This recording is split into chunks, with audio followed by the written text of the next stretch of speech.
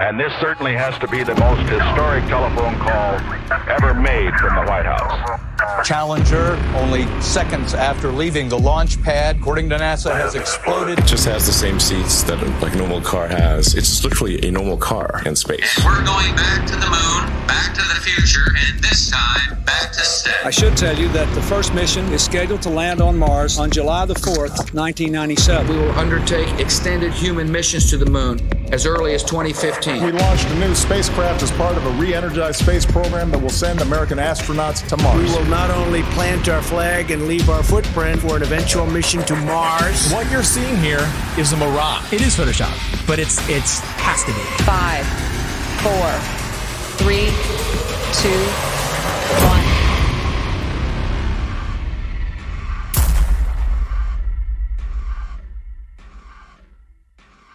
The one thing globe believers need to understand is that you don't just take the spinning ball Earth and flatten it out and put it back in the heliocentric model. Like it's just the only misfit planet and it's flat and the rest of the planets are round. No flat earther has ever said that. No flat earther will ever say that because it's not what we believe.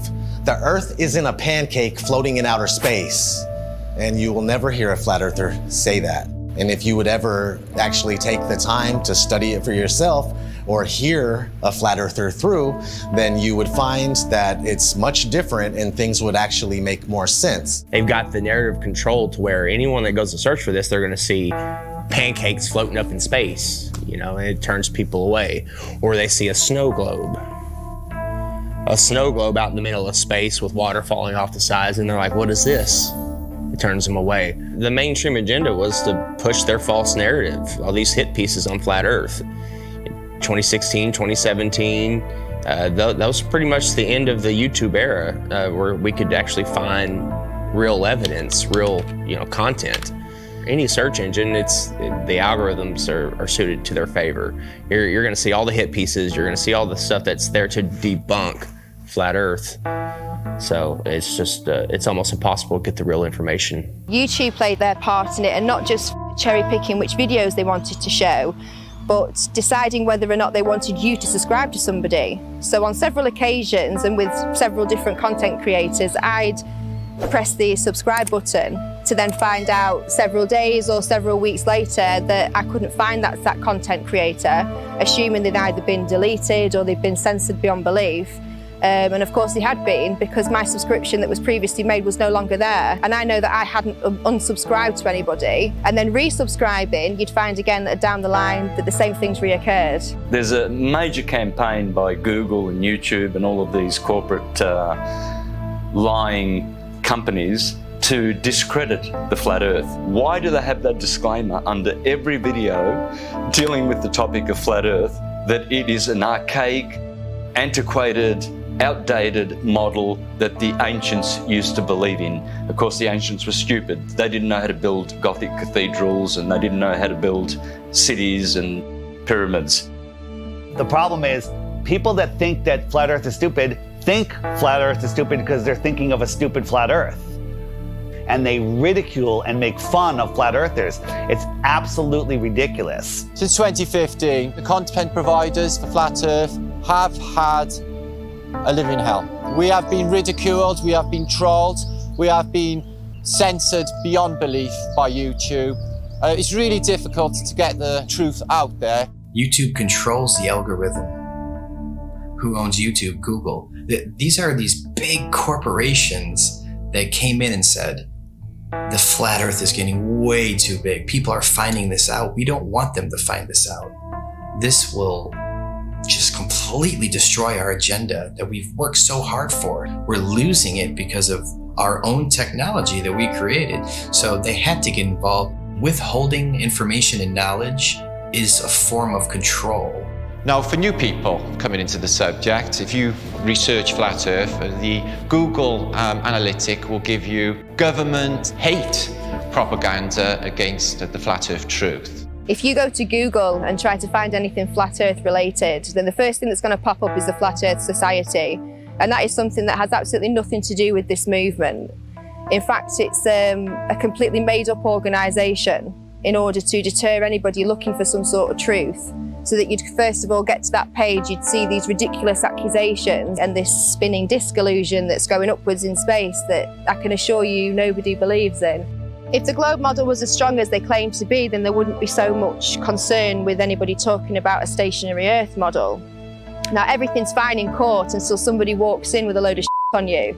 Everything's fine until somebody out there has evidence that's going to prove you guilty. And that's when you start acting suspicious. That's when you start panicking. That's when you start putting damage control out there, which is inevitably what these bots are, what these trolls are on social media, and of course the algorithms. This is just a new lie that was started in the 20s, and even before then they weren't really teaching anything about the world and where we were. It was just common knowledge. One of the main arguments that globe believers come at you with is we've known for 2,000 years. Aristophanes figured it out with his sticks and shadows. Well, Aristophanes may or may not have been a real mathematician. He figured out the shape of the earth. That would have made him the Michael Jordan of mathematicians, but nobody ever mentioned him in a book until the mid-1900s. What's crazy is I've talked to some elderly people and they've told me that back in their day when they were in school, they didn't even learn about people like Copernicus or Galileo. Everything's up for grabs at this point. People like Christopher Columbus and any other figure in history could be totally false or created just for some sort of agenda. This is everywhere. We found somebody in Croatia. They said they were teaching flat earth through the 1930s. Most people think that this flat earth versus globe earth has been going back and forth for thousands of years. No, it has not. This is a brand new deception. They come up with these stories, these fictional stories, fictional characters, to reinforce that we live on a ball. All of our globe provers, Galileo, Aristophanes, Copernicus, the pictures of them show that they're Masons, but I contend that we don't even know if they're real. All of our history is a lie. I've met people that said that they were taught flat earth in the early 1960s in school. They were taught flat earth and globe earth, and then it kind of just went away. I interviewed Ruth, a 102-year-old woman, back in February of 2020, and she was taught flat earth in public school in Connecticut. Tell me your name. Ruth Heath. Ruth, and how old are you today? 102. 102. So you were born in 1918. 1918. And we were just talking, and I asked you what shape the Earth is, and what did you say? What were you taught in school in elementary school? I was taught in school that the Earth was flat. Where did you go to school? Elementary school? I went to Spoogling School in Hamden, Connecticut. So how does it make you feel to realize that you were right as a kid?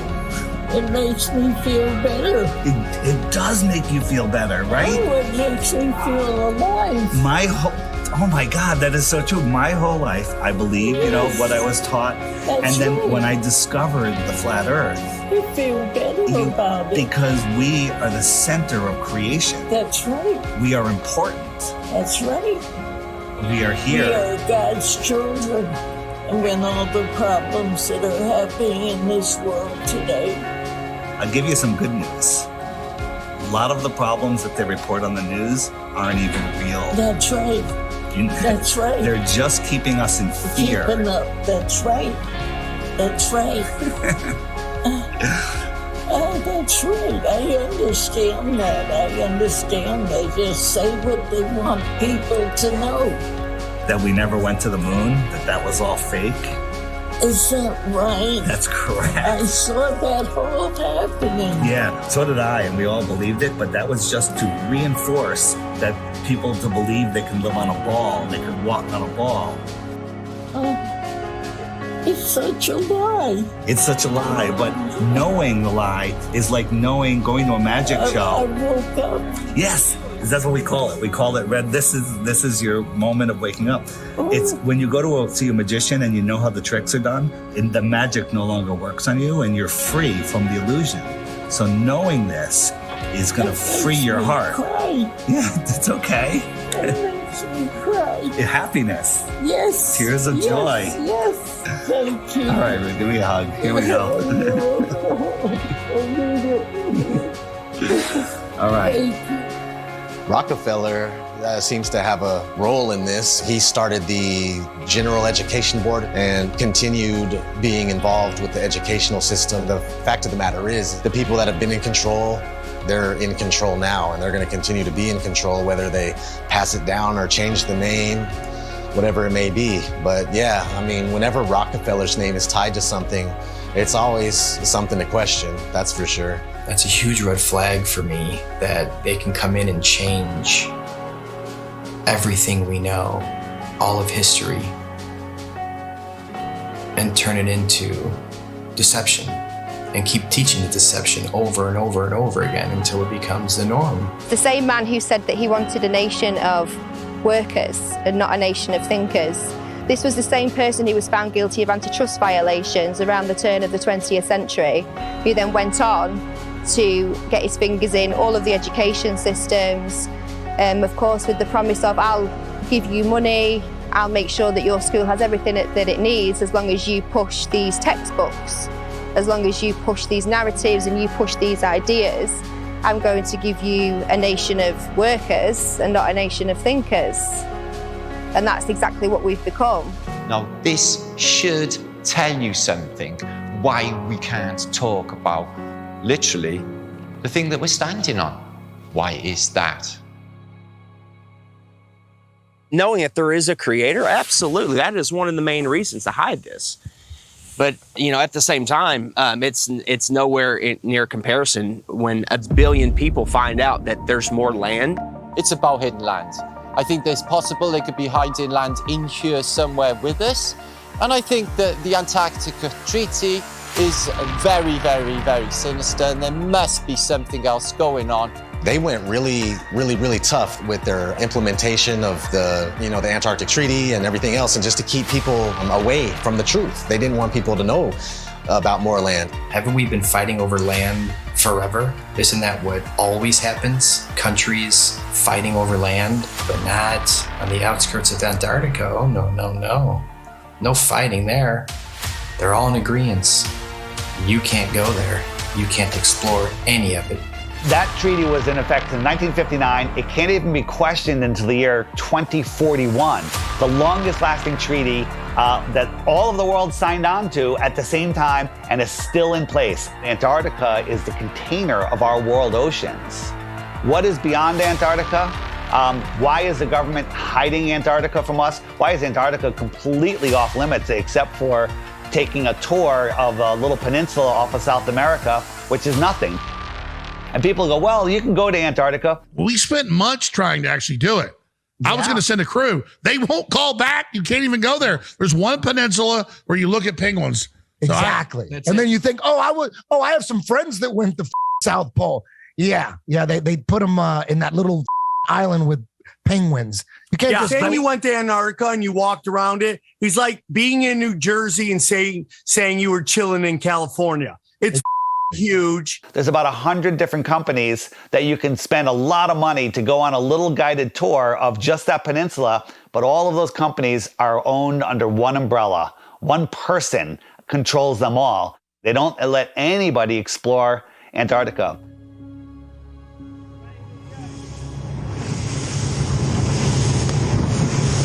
Will be a international headline in about 5 minutes. Australian Navy ship shoots it. Facing our way. Bad boys, shield. Is it? The turret is turning our way. The turret's turning at us. Boy, we should hide Adrian in case they think we're trying to jump.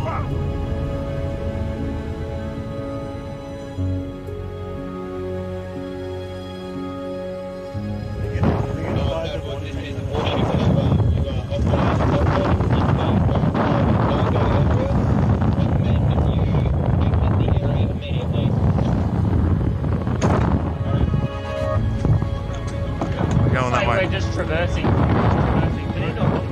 there a helicopter coming at us? Are we late? I don't know. Just travel. Just go. Just go. Send out the chopper. That's a drone. Is it? That's unreal.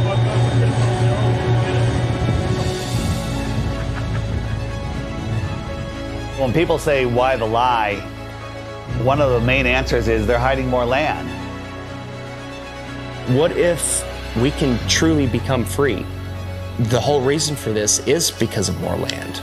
Because think about it, if there's more real estate, if there's more resources, natural resources, if there's more food for our starving children, if there's more space, more room for us to get away from the trafficking, if there's places where we can go and other civilizations we can be a part of, where they don't charge you for water, they don't charge you for free energy, they don't charge you for property taxes. What if there is more land? Nobody can go explore Antarctica, period. Because if humanity found out there's more land, then the heliocentric theory is gone. They can't start adding more continents on the bottom of a ball. It's just, they wanted it silenced right away.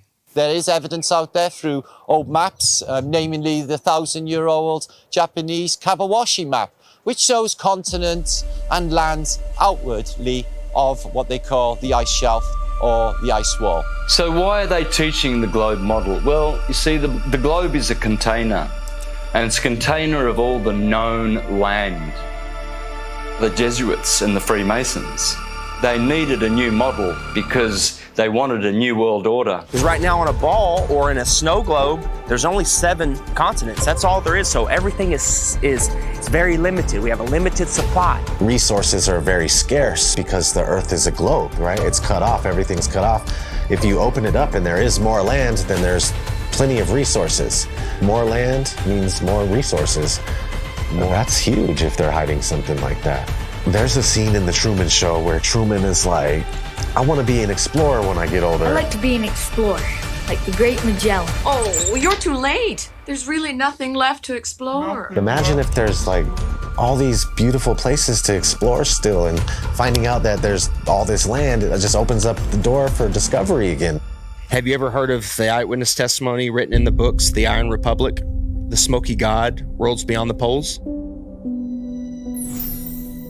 In the late 1800s, there was a series of articles written in Florida Magazine about a politician that was tired of what was going on here, got a big ship and a crew, was exploring Antarctica, and he found a passageway through, and he popped out into the ocean, was lost for about a month. Finally, they found land with a city, and they pulled up, and it was a very advanced, quite different civilization, and very friendly, and they stayed there, and he writes about all the experiences he had there.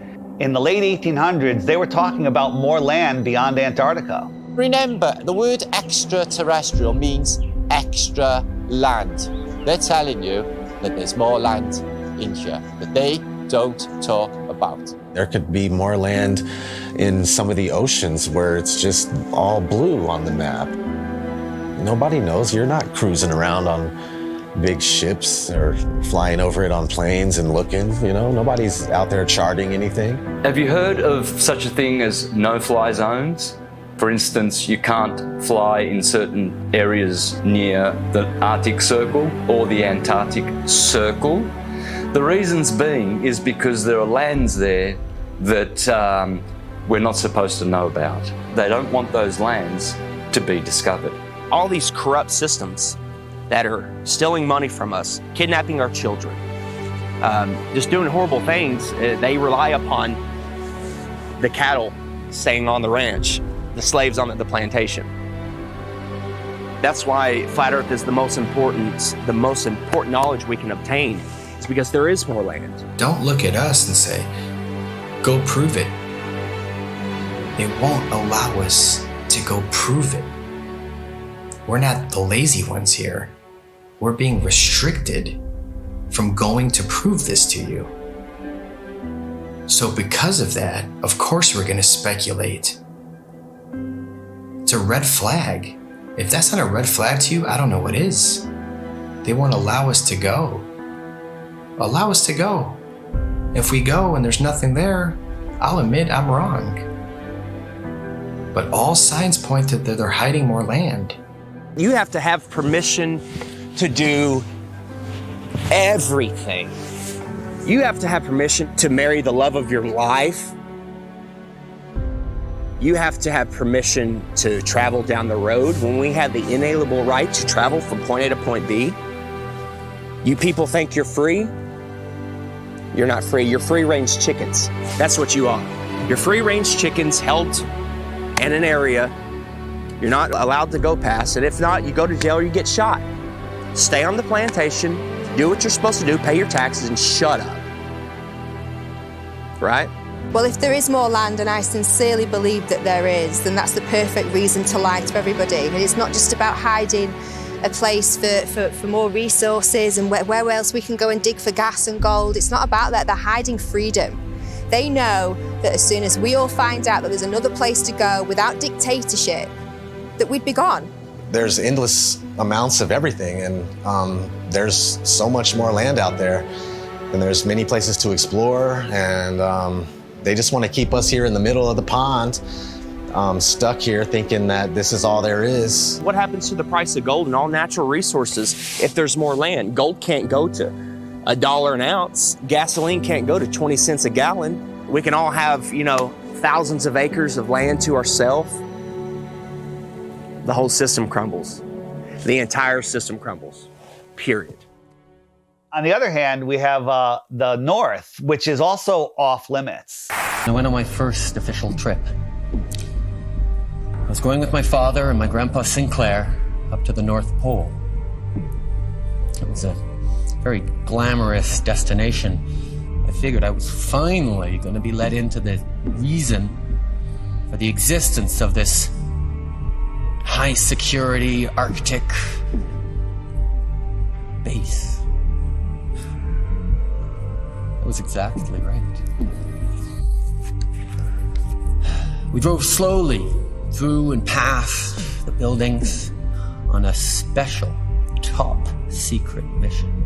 And that's when I understood just how powerful and wonderful my father was. The North Pole is a biggie. It's always been in my mind.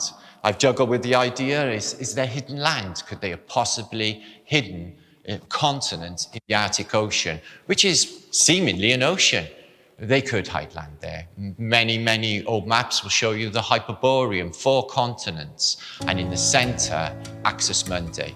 And I think that is what's there. I think there is Mount Meru. And I think that gives off an acoustic device. There's definitely something special going on up there, and if you just think about that long enough, why do compasses point north? I mean, that's really wild in itself. What if we all took our compasses out and just followed them until it stops?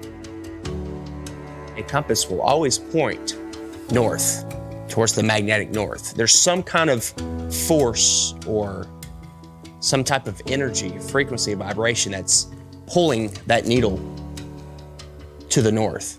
It's crazy to think that all compasses are pointing north to the North Pole.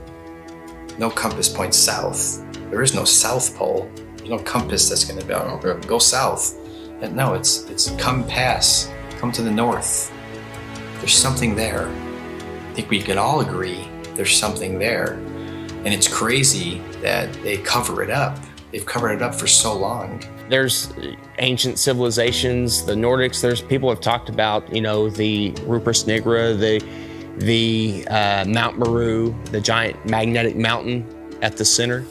An entire magnetic mass or a mountain that is strong enough to make everybody's compass point north. When I was a kid in school, they showed us a National Geographic video of the guys that were getting to the North Pole, and they just basically made it look so horrible and miserable and dark and cold that no kid ever in his life would go, hey, I want to go to the North Pole. So if you watch any documentary about the North Pole or anybody venturing to the North Pole, all you're gonna find is some dude mobbing on an ice sheet, and he's got a little device in his hand. He's like, 3, 2, 1, North Pole.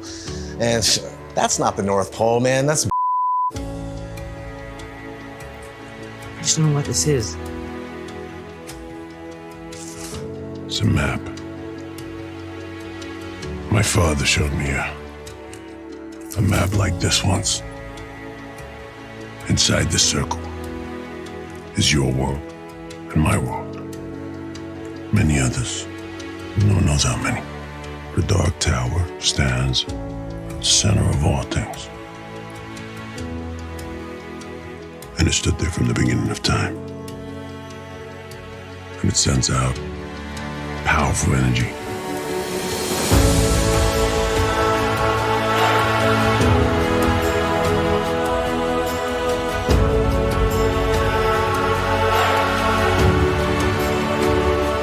I think that there's possibly a North Pole part of the electromagnetic torus, which gives off a green light, which you see as the Northern Lights. The North Pole is the center of the Earth. It is a hyperbola.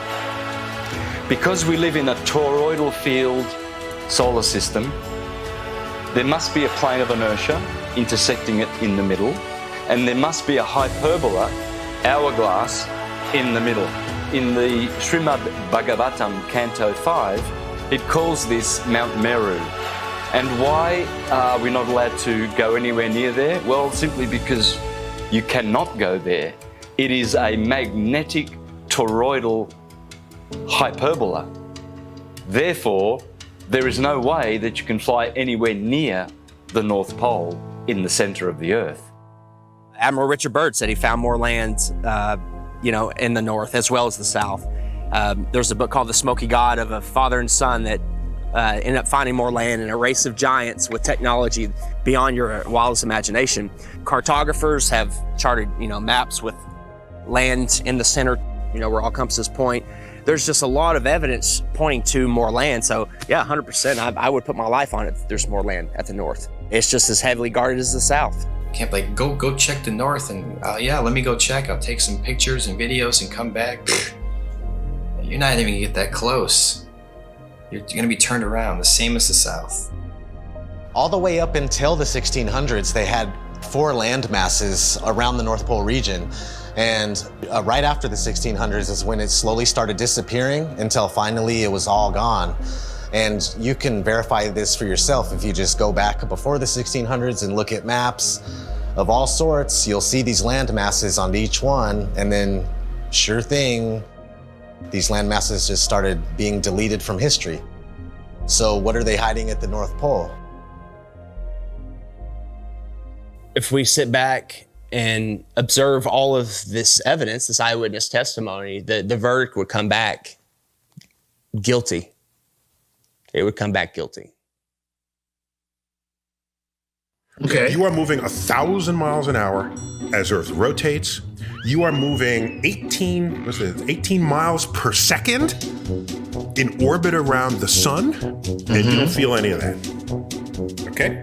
Okay. You don't feel any of that. If it's trying to fling you off the Earth, okay, but the force of gravity is resisting back, by what force is it trying to fling you off? That upward centrifugal force subtracts from the gravitational force that the Earth is trying to put on you. It subtracts. Okay. So Chuck, what do you weigh here and now? 192 pounds. Yeah. I'll give you the 190 pounds, okay? Okay. So if you do the math, you run to Ecuador, because we're in the Western Hemisphere, so let's stay there. You run to Ecuador, you will not be 190 pounds. You'll be like 185 pounds. What? That's how significant it is. That's if I did my math correct, and I think I did, there are pounds less that you weigh for living on the equator than for living anywhere else, simply because the spinning Earth is trying to fling you off. Nice. Yes. Yes. If the Earth is spinning at 1,000 miles an hour in a curved trajectory, we're dropping at a rate of miles per minute, but somehow none of that inertia affects these rocks here, which are perfectly balanced. The fact is, the Earth is stationary, and that is scientific, not pseudoscience. In 1879, George Airy, astronomer royal for 49 years, who did a telescope experiment and proved that the Earth was stationary. Then we have Parallax, also known as Rowbotham, who carried out an experiment in the late 1800s on the Bedford Levels experiment, where he went at a distance of 6 miles, which should have showed up some sort of curvature of around 16 foot. No curvature was seen at all. Then we have Michelson, Morley and Sagnac in the early 1900s with their interferometers using light instead of telescopes this time. And with their interferometer experiments, they proved that the ether over the Earth, the field, is moving and the Earth is stationary. We also had Michelson Gale. They did an experiment in the 1930s and proved that the Earth is stationary. One of the greatest science experiments of all time, in my opinion, is from Marconi. Marconi in 1901 set up transmitters to send radio waves, like signals, wireless signals across the ocean, Atlantic Ocean, okay? So he has one set up in Europe and one set up in Canada, okay? And they're sending signals, I think the letter S was the first one, boom, whew, and it worked. Almost 2,000 miles across the ocean, they got the signal. There's no curvature. You're talking about 600 miles of curvature between the 2 points. But it worked because all water's level. I don't even know if he was trying to talk about that at the time. It was just more about his technology that he was coming out with. And have you learned about that in school? No. Then we have Pierluigi Ghina, a colleague of Marconi. And before he died, he showed people in his laboratory how the Earth is stationary. You can go to my channel, Mr. Astrotheology, and you can see videos of Mr. Pierluigi Ghina proving in his laboratory with strobe lights how you can prove quite easily that the Earth is stationary. Every scientific experiment throughout time looking for axial rotation or curvature has proven the opposite. They don't teach this in schools. Any observation, when you go outside on a calm morning, you can see a perfectly glass lake. And your senses will tell you that, nothing is moving. We, stationary Earthers, we have science, real science, on our side, and the globies have pseudoscience. In fact, all they have is Einstein saying, "I have come to believe that no optical experiment can prove that the Earth is moving." And yet, the Earth is moving. Science! Yeah, Albert Einstein. I always recommend people go watch Albert Einstein in his interviews. He's reading cue cards. He's reading notes that someone handed him, kind of like people on TV nowadays. There is no optical experiment ever been conducted that can prove that the Earth is moving. The Earth is spinning at 1,040 miles an hour. You can't feel it. You can't measure it. You can't observe it. You can't repeat it. But trust us, there's not one experiment that shows the Earth is spinning or moving whatsoever. There is, however, an experiment that was proven in Behind the Curve. Bob Nodell was talking about the ring laser gyro, showing that there is apparent 15 degrees drift throughout most of the day. When we turned on that gyroscope, we found that we were picking up a drift, a 15 degree per hour drift. And this was taken out of context. It was later, the experiment was done at a higher altitude and it showed a different rotation speed, which absolutely proves it's not the Earth that's moving, that it's the ether that is spinning above us. Netflix is mainstream. Netflix is the alternative mainstream narrative. Netflix can't go against the grain. They'll lose their contract. A documentary, like a mockumentary. I'm sure someone watched our movie and was like, whoever made this movie is a government shill, and they're just trying to hide it. Netflix is in on it, trying to hide it. Yeah, he accidentally proves that the Earth is round. It was the biggest mic drop. It was the biggest mic drop, and I love that you kind of cut it. The thing is, we have technology that is outrunning their lies. Now we have time lapse. Ooh, imagine that. We have time lapse where we can point at the sky, and year after year, day after day, hour after hour, the sky's spinning.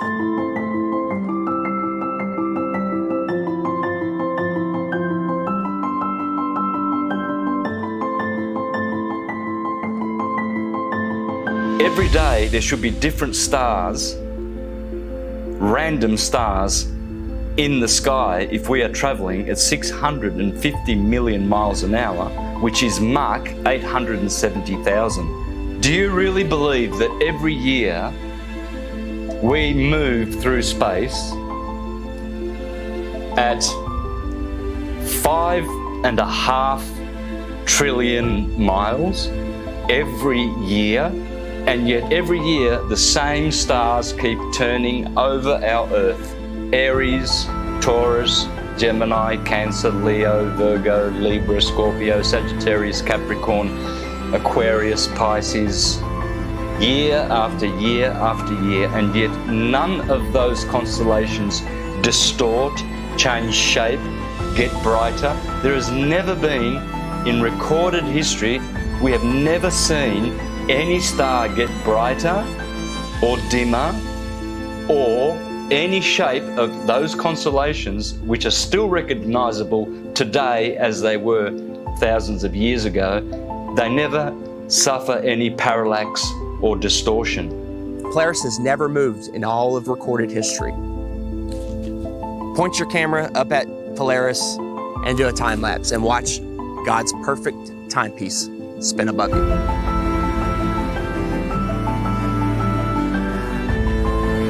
And we move 5,694,000,000 miles through space every year. Congratulations to you if you believe that. It's called education, indoctrination, and dumbing down. This theater will soon bring you the greatest array of pictures ever to reach our screen.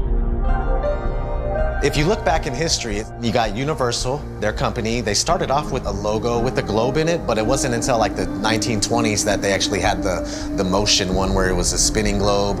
And they actually had an airplane in the early ones, like leaving a chemtrail that said Universal, which is kind of funny.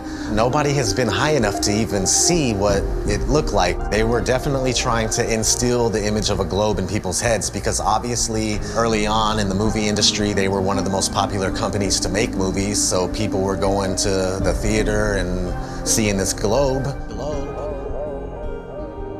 So they're showing you a globe before every single movie to program your mind. They were showing this globe before they even went up there to see what it was. I think the first man ever to go up and check is Picard going up there. I mean, that's a story we're not taught in school. From the practical point of view, Professor Picard's experiment is of the highest possible importance. These timelines, these dates, these are facts. We got Auguste Picard coming out in the 1930s in an actual publication by a science journal saying that the Earth looks like a flat disk with an upturned edge. Besides Universal programming you, you had Walt Disney programming you with space documentaries for almost 15 years straight. Some pretty crazy propaganda in the 1950s. There was one called Man in Space. He's talking about taking men to the moon in a rocket. And then if we cruise on, we got Richard E. Byrd. He goes on Longines chronoscope, and he's sitting down and he's telling people. Strangely enough, there's left in the world today an area as big as the United States that's never been seen by a human being. Shortly after Richard E. Byrd did that interview, they put the Antarctic Treaty in place, and then 1 year later, NASA is established. Almost 0 hour at Cape Canaveral, and enlarged 16mm pictures show a monkey specially trained and conditioned for voyaging in space. 2 monkeys had been selected for the job. They called them Abel and Baker, A and B, of course.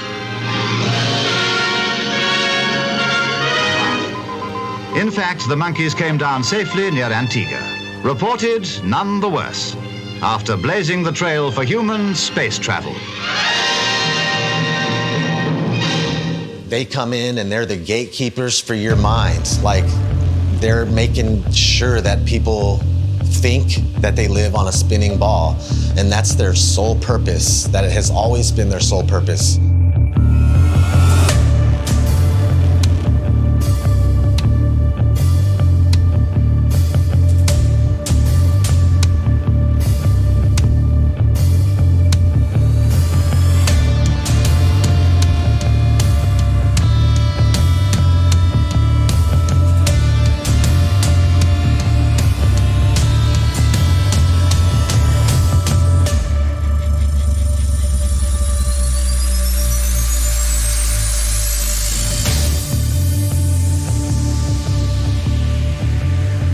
the magic of engineering. I would wear a mask on my face in a nanosecond, but unfortunately we lost the technology. It can take days, even weeks, to produce just a single image. The dazzling final results, enough to keep us all dreaming.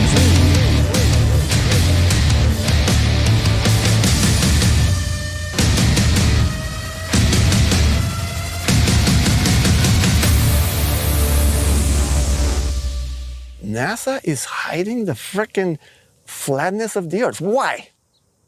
It's okay to say, I have a fisheye lens, right? Because yeah, fisheye lenses are useful. You know, you get more, in architecture or, realtors use them. But when you're doing it too much and you're not really coming out and saying why, questions build up.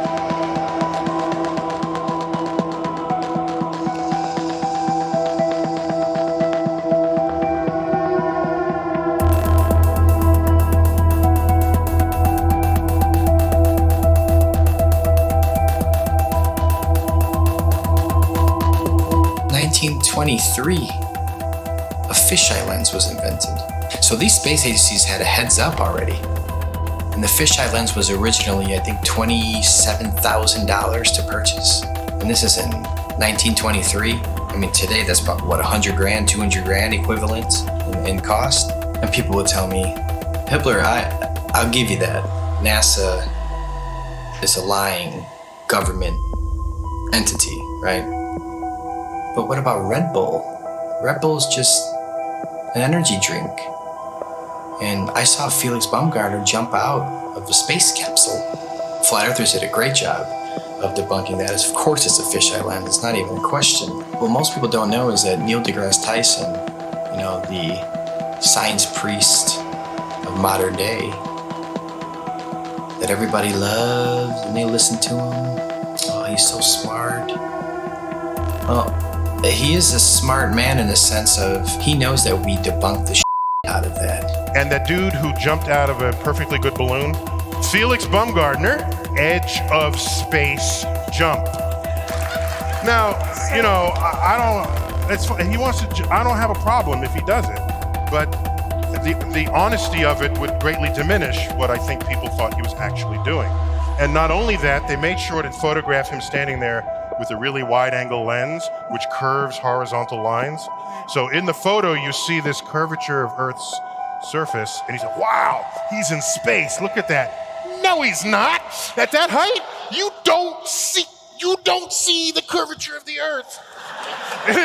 You just don't. That stuff is flat.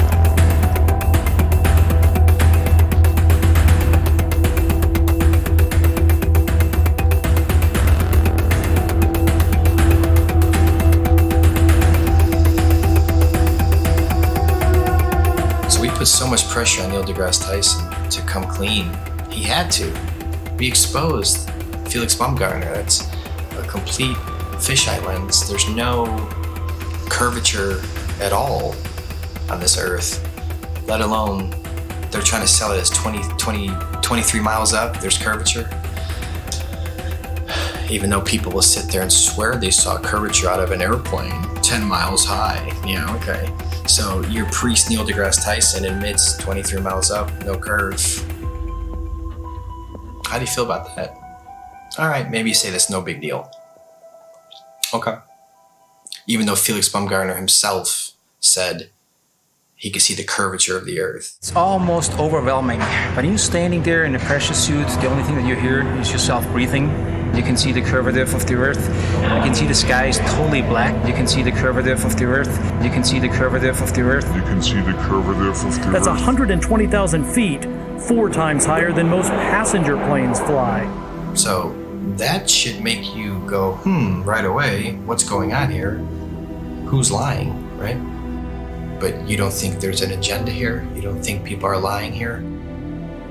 Fast forwarding to recently, Richard Branson, his Mr. Billionaire himself. Officially the first billionaire to travel to space, so Richard Branson. So you go 63 miles up, you would all probably assume that, of course, you could see this giant curve of Earth. You're 63 miles up.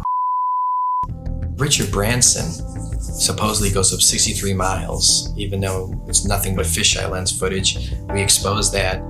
Here comes Neil deGrasse Tyson again, damage control time. Oh, by the way, you didn't ask, but I'm going to tell you. Do you know how high up above the Earth he was? No. So if you take a 63 miles. Oh, yeah, say right. So take a schoolroom globe, and that's how high above it is he? So he's about 2 millimeters above the surface of a schoolroom globe. So nobody has seen the curvature of the Earth from that height. I just want to make that clear. You can't see the curve out of an airplane, right? 10 miles. You agree? I hope you agree so far. Okay. So 10 miles up, no curve. Red Bull 23 miles up, no curve. Branson 63 miles up, no curve. So where is this curve at that you swear by? Because if you live on a ball, I don't care how big the ball is, it could be 4 times the size of what they told us, you would still see a physical curve at some point. That's what the horizon's supposed to be. That's how the sun is going. I mean, there's a curve of the Earth. All these theories involved with the curve of the Earth get thrown out the window. That's what happens with a new company. This is the fiction section. Fiction means it's a made-up story. Oh, hey, Elmo, I bet we can find your Galactic Gale comic book here. Oh, boy, Elmo, hope so. We all know who our enemies are. They are called the globalists, with their false idol that they give children on the teacher's table at kindergarten, the false globe of the global agenda. People are just deceived. I mean, I grew up from kindergarten. There's a globe. My kids, they graduated from kindergarten and it was a freaking globe. They gave them a globe at graduation to take home like an inflatable beach ball. And I was looking at that thing going, oh my God. We are taught that the Earth is a ball before we can talk. In school, there's a globe in the class. One of the first worksheets we get is a sheet on the orbits of the planets and the sun. And I actually still remember that sheet. I did it, I got it right, I was so proud of myself. Sesame Street has astronauts on, Disney. It's all globe programming. So your entire world belief is around this. And if you think about it, they've gotten us at a very, very young age with the lying. Before we have any critical thought, the capability of thinking for ourselves, they teach us lies from the very beginning, from Tooth Fairy, Santa, dinosaurs. With Santa, for instance, I mean, we're taught this lie, you better be good. We need you to stay in line and be good. Don't be naughty, be nice. You want to be on that nice list. Santa will come and bring you these material gifts, and then fast forward, you find out Santa isn't real. For 5, 6, 7 years, however long the lie went on for, you've been conditioned a certain way, to act a certain way, so you'll fall in line. You'll do exactly what mommy and daddy tell you, what the teachers tell you. And when you realize that lie, it's subconsciously, you're taught at that point, it's okay to lie. It's okay to lie. It's okay to accept lies. It's okay for people to lie to you. It's okay for you to lie. So the whole world is a liar. Everyone's a liar now because they were taught at a very young age it's okay to lie. They get you with these lies of Tooth Fairy and Santa at a young age. So when you're an adult, you can't tell the difference between a lie and reality. And when you do find out it's possibly a lie, oh, it's okay. You're subtle. You're passive. You allow the lie because you're used to, it's okay to lie. You've been conditioned your entire life. It's okay to lie. It's okay to be lied to. So when the lie comes out, people are just like, okay, whatever. Got to turn on my Fox News. Got to go to the bar. Got to go watch my football. Give them bread and circuses, and they will never revolt. When people hear about Flat Earth, when I talk to them about it, they think it's the dumbest thing ever. They think I'm uneducated. They don't realize that they don't know what they're talking about. And people say, well, what about ships over the horizon? You explain that. What about sunsets? You explain that. What about seasons? You explain that. And then they throw their hands up. They go, well, why does it matter? What difference does it make? I still have to go to work tomorrow. That's right where they want you. They want you working in your slave job. They want you obeying orders, doing what you're told, and living paycheck to paycheck, and just not realizing where you are. The truth is, we're not spinning out of control, lost in space, where an asteroid could take us out. They want us believing we're running out of fuel. They want us to believe we're running out of food, when anyone can go and get a seed, stick it into the ground, water will fall from the sky and food will grow out of the ground. There is no shortage of water, food, space. Every American family could have a half an acre in Texas and the rest of the country would be empty. They're lying about everything. You let your kids get raised and taught by other people that you don't know what they're learning. Everybody's disconnected.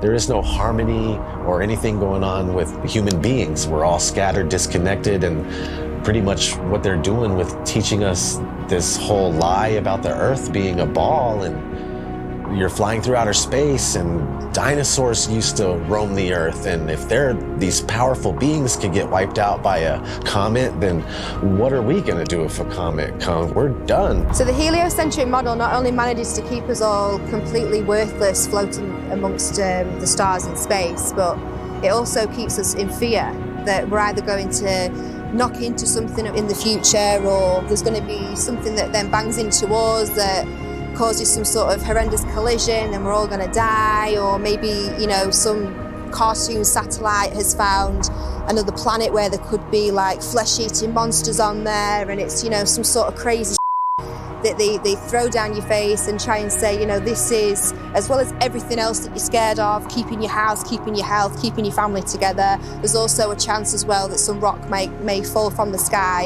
and kill you tomorrow.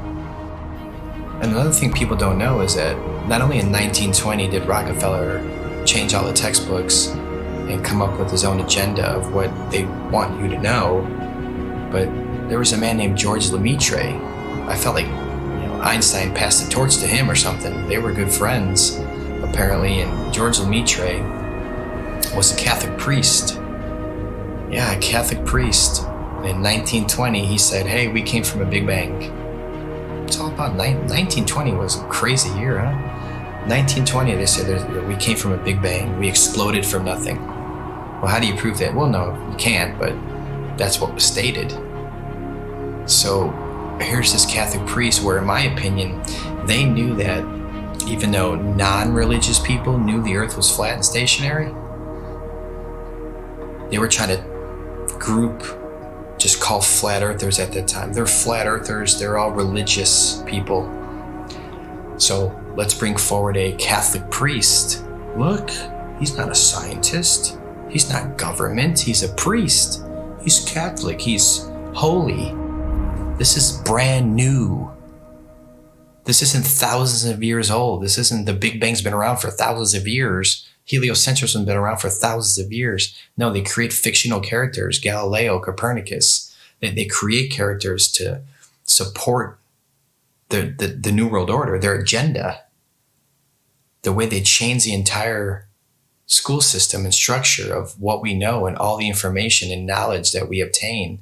If it's false, then yeah, they got their goal. A nation of workers, not thinkers. No one thinks. What's the circumference of the globe? I have no idea. How fast is it spinning at the equator? Don't know. How fast is it orbiting the sun? Cody? You have glasses on. You should know this. How fast is the sun moving? Man, you're asking some questions I'm not ready to answer. But see, this is the point. You guys laugh at flat Earth, but one, you don't know what flat Earth is, and worse is you don't even know what your own solar system is. They don't know their own model. You can ask them, what's the radius of the Earth? How was it found? What's the speed of the Earth around the sun? How fast is the Earth spinning at the equator? How fast is it chasing the sun? How many miles does it go a year? How far is the sun? They don't know any of these things, but yet they defend this and they ridicule and make fun of flat earthers. All the things that I was patronizing and condescending and going, oh, sloughing off, that's not worthy of me. They rose up to eye level. And I remember saying, boy, the world is flat. I'm looking it in the eye. I see further, I see wider, I see clearer. I settled on near infrared, like some of these cameras can be converted to near infrared, you know? So then I started taking photos, and since I was doing a lot of flying, I started going up, and boom. I was actually amazed to see the incredible flatness that you get from high altitude. Everywhere I looked, there was like clues that the Earth is flat. And I was like, this is blowing my mind. Everywhere I looked, the Earth is flat. And NASA is lying about the curvature. So I said, something is eerily wrong over here, man. When I saw across the Gulf, right off the coast of Texas there in Louisiana, I was flying to Orlando, and I saw all the way out in the distance, and you could even see the rays of light at a different angle. That tripped me out. But if you really go up high, then you realize, oh my God, the Earth is extremely flat. This would be impossible on a globe. There is no 8 inches per mile square. Equation for curvature of 8 inches per mile squared has been debunked over and over again. The flat earthers with their P900s and their P1000 cameras are constantly seeing things way off beyond the supposed curvature of Earth. In fact, many tests have been done with lasers, cameras, filming mountain ranges 300, 400, 500, 600, 700 miles into the horizon, which are visible and shouldn't be visible if we were living on a globe. This is how much distance he covered with his camera, and he could see from here the Rocky Mountains. There you go.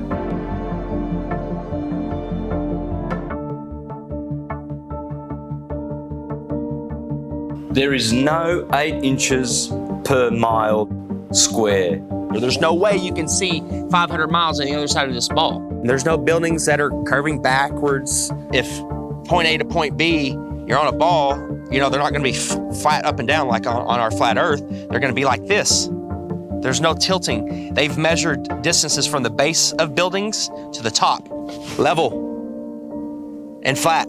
People look out at the ocean and you see ships and stuff, and it appears like these ships and boats, they go down, and that is a huge factor as to why people think the Earth is round. If you look at the ocean or a lake, it looks flat. Look at that. Look how straight and flat that horizon is. Looks flat, doesn't it? See, it looks like a table or a board. Now, once in a while, you might see mountains or hills, but those are just like little bumps on what looks like a flat Earth. As ships sail away, they don't disappear all at once. No, first, the bottom will disappear. See, the bottom of the ship is gone. Now we can see midway up, and then the whole thing disappears. So people realized that the world is curved. I mean, it's a big curve, but it's curved. That's what we call pseudoscience. You could buy a camera now that zooms times 100, and you could zoom in on these ships and boats leaving your view, your human eyeballs view, pull out a camera and zoom in on it, and suddenly you're back. It's on top of a level surface, still cruising. So the limit of your vision is where the sky meets the ground due to perspective. As they come together, that's the limit of your vision. That's called our horizon. The horizon is optical. If you had a super zoom camera, you can zoom in and make this angular size bigger to reveal small objects that you couldn't see. And then when you zoom out, it goes back together and things disappear into the horizon, not over. We see skylines beyond what we're supposed to see. I mean, the visibility from 100, 200, 500 miles away, it debunks the whole 8 inches per mile squared. Photogrammetry, I think, is one of the best way to convince yourself. You do multiple images of the ground, and then you put it in a software, and you realize how flat it is. You're seeing it yourself, it's your data, nobody's lying to you. You've taken the data at yourself. It's not Jtolan that's trying to, troll you. Like some people, they're like, he's trolling people, man. And it's not SpaceX or NASA doing it either. It's yourself. Yeah, it's yourself. You're doing your own experiment. Many times when you're looking out over water, there's waves. Well, those waves will block entire city skylines. If this was a wave right near me, if my face was a city skyline, it blocks just the bottom. But if that wave was closer to you, it blocks much more of it. It's all perspective.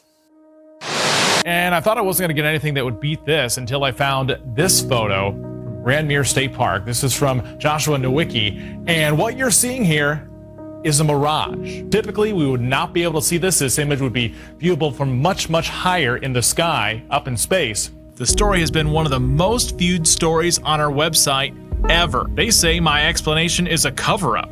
A cover-up to their belief that this picture is proof the Earth is flat. The one goal I had was to prove that what people are seeing from the other side of Lake Michigan is not a mirage, that they are actually seeing the city. What do you think, Skiba? I think it's amazing, dude. It certainly did. It's not a mirage, I can tell you that. No. Our focal point was the Sears Tower, which is also known as the Willis Tower, right? Yes, the Willis Tower. The Willis Tower, and we can see it the entire time. We can see it the entire time.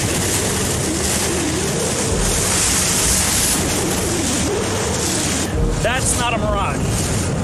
That's not a mirage, whatever you're looking at. You see it? Yeah. That's that. You see that bridge? It's not a mirage. That's the proof right here. That's the proof. I was shocked to find out that there are a number of people that believe the Earth is still flat, and that to them, this is actually proof that the Earth is flat.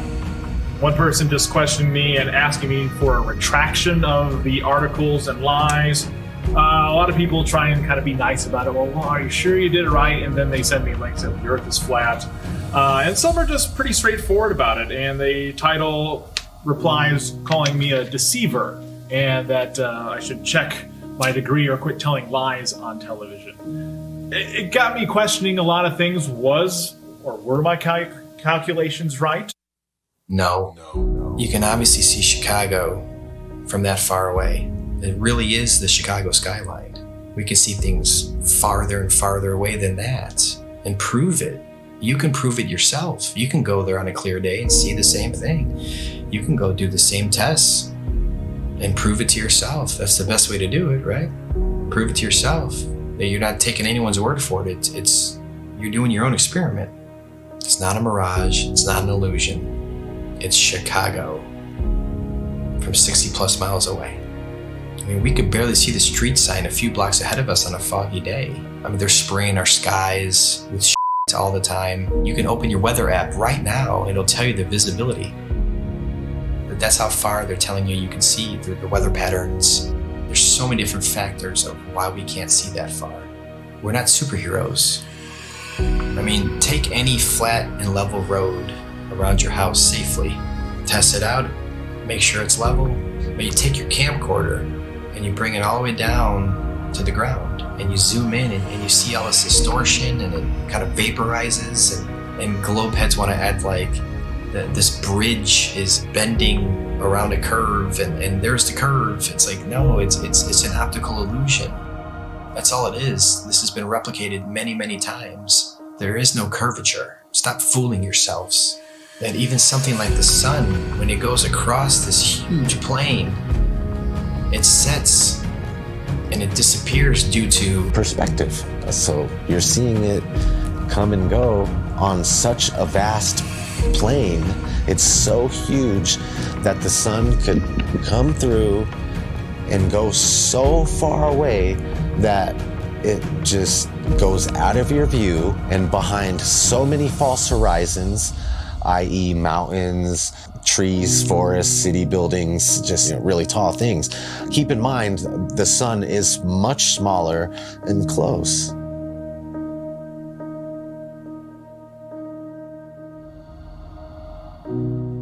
This is an intelligently designed and created place. As the sun, moon, and stars are rotating around, knowing that we can only see a certain amount of light, I think like 1%, there's only so much light our eyes can actually see. Unless you're on like DMT, I'm sure you can see way more lights. But naturally, we can't see that many lights in the sky. All ancient civilizations spoke about other bodies, other lights in the sky that may or may not be visible to us at any given time. It's crazy though, when you see solar eclipses, you don't see the moon at all. I remember as a kid, I like, where's the moon now? And it's like you just see this black circle and then everything goes back to normal, it seems like. It's like, what the heck just happened? On the total eclipse of the sun, the shadow that the moon casts on the earth is only 70 miles wide. That is impossible, but then they come up with umbra and penumbra, and it's just stuff to confuse your mind. We have an infinitely far sun sending diagonal rays from the side and straight rays from the middle, and where they cross each other. It makes absolutely no sense. I went live a few years ago on YouTube during the 2018 eclipse in the United States. On a live event, and we were all waiting for the moon to actually show up to cause this elliptical, this eclipse, and all we found was no moon showed up.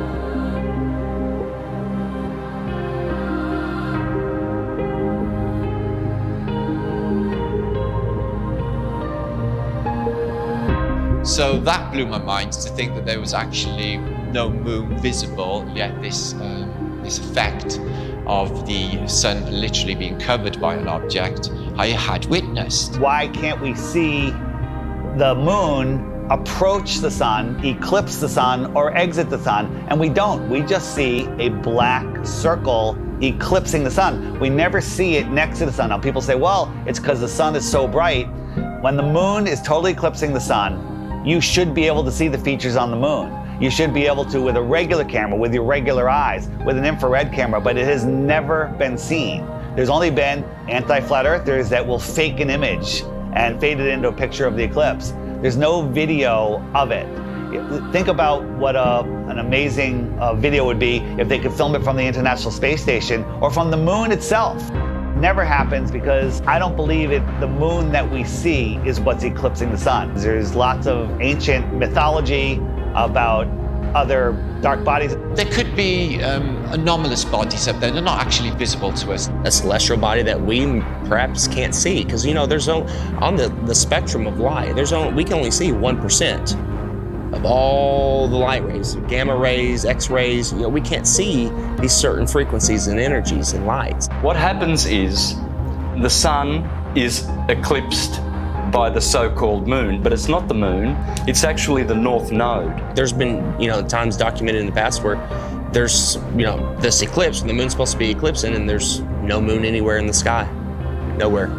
Anywhere. That makes absolutely no sense. So there's got to be another celestial body. The oldest ancient symbols, and it's the black sun, a celestial body that we perhaps can't see.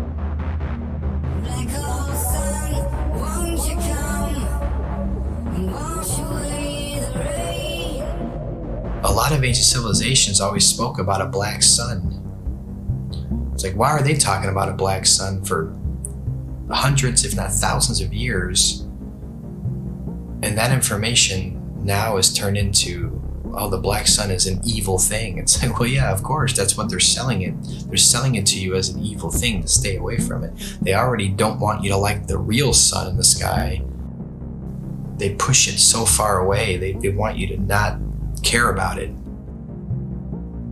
There's a reason it's close to you. There's a reason it's here for us. There might be more suns and moons on the outskirts of Antarctica, on the outer lands. There might be more suns and moons. There might be more suns and moons in our world here, but we just can't see it. And you talk about the seasons itself. Seasons prove the Earth is a stationary plane with a local sun. When the sun is circling over the Earth over here in the Tropic of Cancer, these people here, they have summer. But 6 months later, the sun is over here. It's going around over here. So Australia down here, and South Africa, and South America, now they have summer because the sun is local. It's not 93 million miles away. And the sun and the moon revolving and springing into the center seasonally and then springing back out again.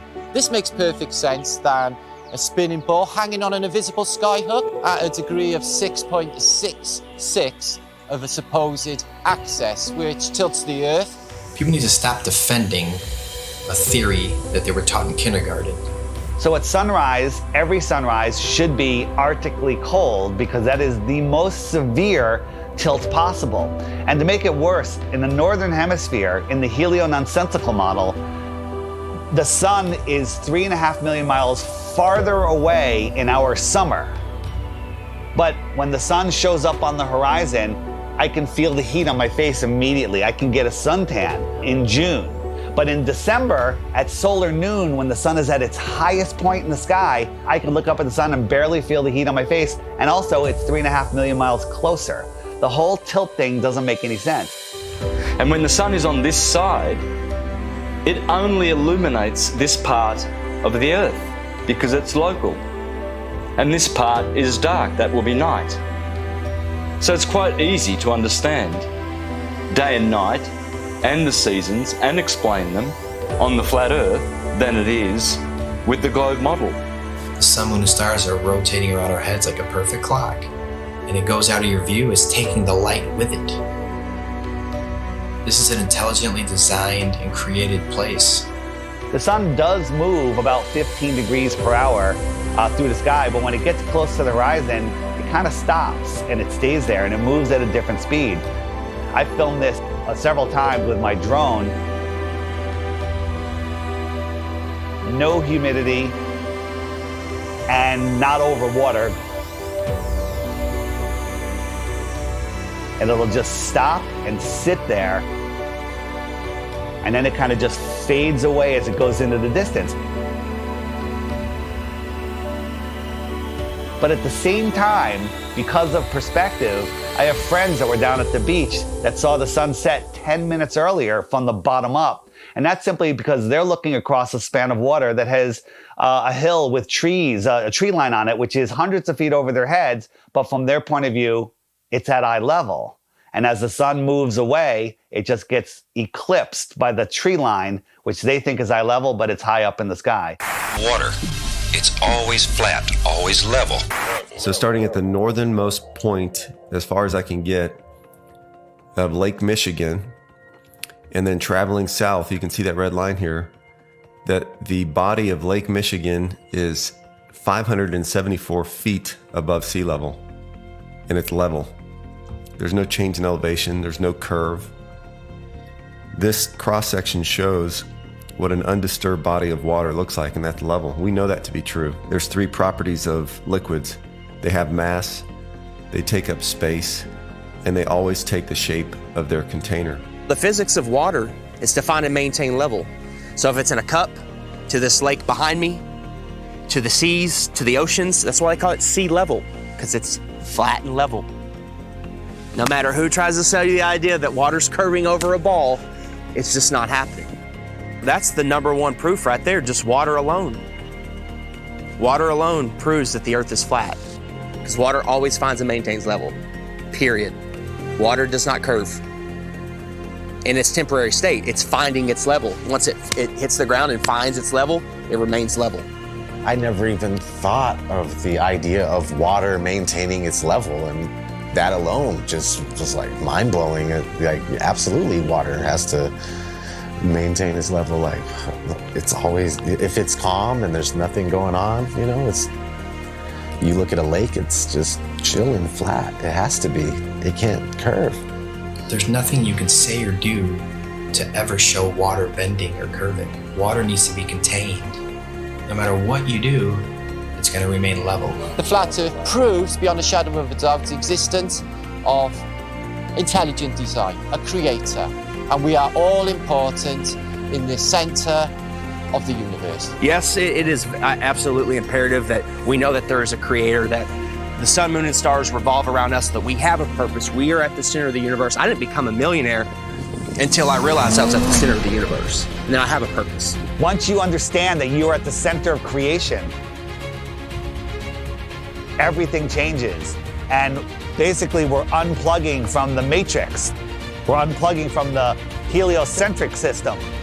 And when you do that, the rulers of this world, you unplug from them. You stop feeding them what they need. They want your fear energy. They want your labor. They want everything from you. And people unknowingly just keep giving it to them. I don't want my children to be lied to.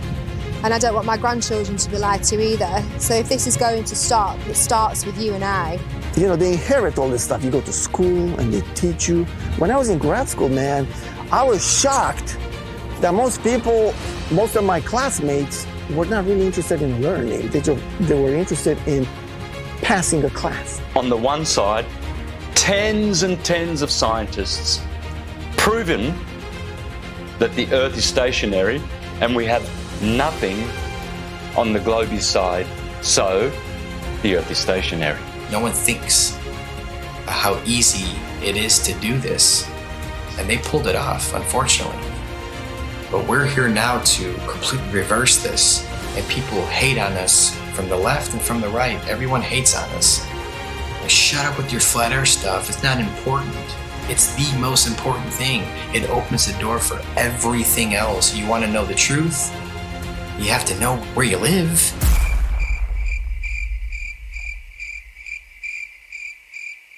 This whole agenda is to keep people disconnected from our creator. You know, they want to just cut all our ties spiritually, and that's one reason why they calcify our pineal gland. They don't care about our health. You know this by look at your water supply.